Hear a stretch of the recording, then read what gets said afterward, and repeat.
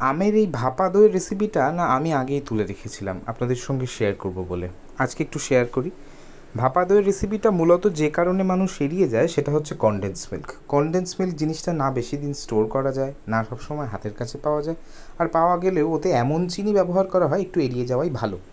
প্রথমে 500 গ্রাম টক দই জল ঝরাতে রেখে দিন, একদম প্লেন দোকানে যে সাধারণ দই পাওয়া যায় সেই দই। তারপর একটা গোটা আম, সেটাকে ভালো করে কেটে আলাদা করে রাখুন। এবার এটাকে এর মধ্যে মেশান।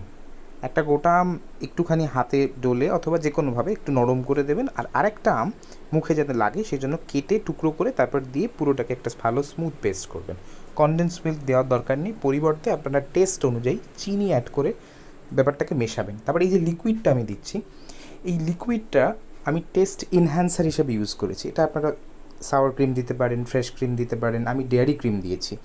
তারপরে ব্যাটারটা রেডি। এবার একটা 4 ইঞ্চ টিনে এটাকে শিফট করে সিম্পলি আমরা কড়াইতে যেরকম ভাপাই সেরকম কড়াইতে 40 মিনিট ভাপালেই কিন্তু আপনাদের রেসিপিটা তৈরি।